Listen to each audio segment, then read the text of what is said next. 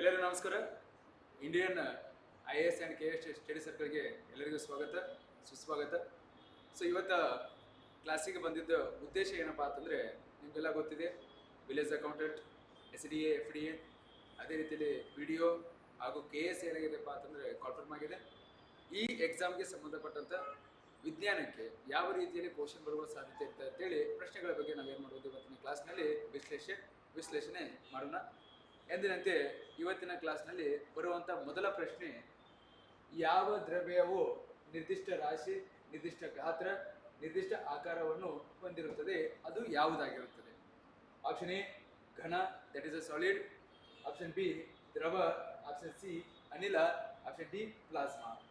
ಹಾಗೆ ಇದರಲ್ಲಿ ಸರಿಯಾದ ಉತ್ತರ ಯಾವುದಾಗುತ್ತದೆ ಅಂತಂದರೆ option A is the right answer. ಅದೇ ಯಾವುದಪ್ಪ ಅಂದ್ರೆ ಘನ ಅಂತ ಕರಿತೀವಿ. ಯಾವುದಕ್ಕೆ ನಾವು ಘನ ಅನ್ನಬೇಕು? ಫಸ್ಟ್ ಆಫ್ ಆಲ್ ನಾವು ಘನ ಅಂದ್ರೆ ಏನಪ್ಪಾ ಅಂತಂದಾಗ that is what is the ದ್ರವ್ಯ, ದಟ್ ಇಸ್ ಅ ಮ್ಯಾಟರ್ ಅಂತ ಕರಿತೀವಿ. ಆದ್ರೆ ನಿಮ್ಗೆಲ್ಲ ಗೊತ್ತಿರಬೇಕು ಮ್ಯಾಟರ್ ಅಂದ್ರೆ ಏನು.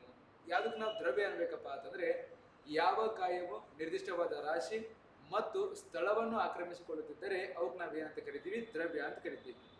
ಹಾಗಾದ್ರೆ ದ್ರವ್ಯದಲ್ಲಿ ಎಷ್ಟು ಪ್ರಕಾರ ತಂದಾಗ 4 ಪ್ರಕಾರಗಳು. ಅವೇ ಯಾವ ತಂದಾಗ ಘನ, ದ್ರವ, ಅನಿಲ, ಪ್ಲಾಸ್ಮಾ.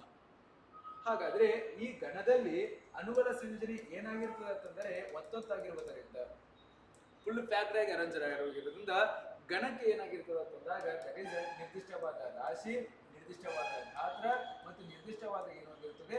ಆಕಾರ ಹೊಂದಿರುತ್ತದೆ. ಆದರೆ ನಿರ್ದಿಷ್ಟವಾದ ಗಾತ್ರ, ಆಕಾರ ಮತ್ತು ಮೋಸ್ಟ್ ಇಂಪಾರ್ಟೆಂಟ್ ಏನಪ್ಪ ಅಂತಂದಾಗ ರಾಶಿ ಹೊಂದಿದರೆ ಅವು ನಾವು ಏನಂತ ಕರಿತೀವಿ? ಘನ ಅಂತ ಕರಿತೀವಿ. ಇನ್ನು ದ್ರವದಲ್ಲಿ ಅಣುಗಳ ಸಂಯೋಜನೆ ಏನಾಗಿರ್ತದೆ? ಸ್ವಲ್ಪ ಬಿಡಿ ಬಿಡಿ ಆಗಿರುವುದರಿಂದ ದ್ರವಕ್ಕೆ ಏನಿರುತ್ತದೆ? ನಿರ್ದಿಷ್ಟವಾದ ರಾಶಿ, ನಿರ್ದಿಷ್ಟವಾದ ಗಾತ್ರ, ಆದರೆ ಏನನ್ನು ಹೊಂದಿರುವುದಿಲ್ಲ ಅಂತಂದಾಗ ನಿರ್ದಿಷ್ಟವಾದ ಆಕಾರವನ್ನು ಹೊಂದಿರುವುದಿಲ್ಲ. ಇನ್ನು ಅದೇ ರೀತಿಯಲ್ಲಿ ಅನಿಲದಲ್ಲಿ ಏನಾಗಿರ್ತದೆ ಅಂತಂದರೆ ಅನಿಲದಲ್ಲಿ ಬಹಳಷ್ಟು ಅಣುಗಳ ಸಂಯೋಜನೆ ಬಿಡಿ ಬಿಡಿ ಆಗಿರುವುದರಿಂದ ಅನಿಲಕ್ಕೆ ಏನಿರುತ್ತದೆ? ನಿರ್ದಿಷ್ಟವಾದ ರಾಶಿ ಇರುತ್ತದೆ, ಆದರೆ ನಿರ್ದಿಷ್ಟವಾದ ಗಾತ್ರ, ನಿರ್ದಿಷ್ಟವಾದ ಏನಾಗಿರುವುದಿಲ್ಲ? ಆಕಾರವನ್ನು ಹೊಂದಿರುವುದಿಲ್ಲ. ಅಂತಹ ದ್ರವ್ಯದ ಸ್ಥಿತಿಗೆ ನಾವೇನಂತ ಕರಿತೀವಿ? ಅನಿಲ ಅಂತ ಕರಿತೀವಿ. ಇದೇ ಕ್ವಶನ್ ಇಟ್ಟಿದ್ದ ಕಾಂಪಿಟೇಟಿವ್ ಎಕ್ಸಾಮ್ ನಲ್ಲಿ ಏನಿಟ್ಟಿದ್ದಪ್ಪ ಅಂತಂದ್ರೆ ದ್ರವ್ಯದ 4ನೇ ಸ್ಥಿತಿ ಯಾವ್ದಾಗಿರುತ್ತೆ ಅಂತ ಕೇಳ್ತಾರೆ.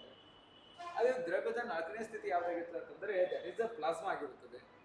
ಹಾಗಾದ್ರೆ ಈ ಪ್ಲಾಸ್ಮಾ ಯಾವುದಕ್ಕೆ ಉದಾಹರಣೆ ಸರಿಯಾದಾಗ ಸೂರ್ಯ ನಮಗೆ ಯಾವ ಸ್ಥಿತಿಯಲ್ಲಿ ಕಂಡು ಬರುತ್ತೆ ಅಂತ ಹೇಳ್ತಾರೆ. ಸೂರ್ಯ ದ್ರವ್ಯದ ಎಷ್ಟನೇ ಸ್ಥಿತಿ ಆಗಿರುತ್ತೆ ಅಂತ ಕೇಳಬಹುದು. ಸೂರ್ಯ ದ್ರವ್ಯದ 4ನೇ ಸ್ಥಿತಿ ಆಗಿರುತ್ತದೆ. ಹಾಗೆ ಸೂರ್ಯನಲ್ಲಿ ಕಂಡು ಬರುವ ಸ್ಟೇಟ್ ಯಾವ್ದು ಸರ್ ಅಂತಂದಾಗ that is none other than plasma ಅಂತ ಕರಿತೀವಿ. ಹಾಗಾದ್ರೆ ಅತಿ ಹೆಚ್ಚಿನ ಉಷ್ಣಾಂಶವನ್ನು ಅಳೆಯುವ ಸಾಧನ ಕೂಡ ಯಾವ್ದಾಗಿರ್ತದೆ ಅಂತಾಗ ಇಲ್ಲಿ ಪೈರೋಮೀಟರ್ ಆಗಿರ್ತದೆ. ಹಾಗಾದ್ರೆ ಇದರಲ್ಲಿ ಸರಿಯಾದ ಉತ್ತರ ಯಾವ್ದಾಗುತ್ತದೆ ಅಂತಾರೆ option A is the right answer. That is solid. Solid ಗೆ ಏನಿರ್ತದಪ್ಪ ಅಂತಂದಾಗ definite mass, definite size, definite shape, ಈ ಮೂರನ್ನು ಹೊಂದಿರುವ ದ್ರವ್ಯದ ಸ್ಥಿತಿಗೆ ನಾವೇನಂತ ಕರೆಯುತ್ತೇವೆ? ಘನ ಅಂತ ಕರಿತೀವಿ. ಹಾಗಾದ್ರೆ ಮುಂದಿನ ಪ್ರಶ್ನೆ ಹೋಗೋಣ. ಮುಂದಿನ ಪ್ರಶ್ನೆ, ಬೆಟ್ಟ ಹತ್ತುತ್ತಿರುವ ವ್ಯಕ್ತಿ.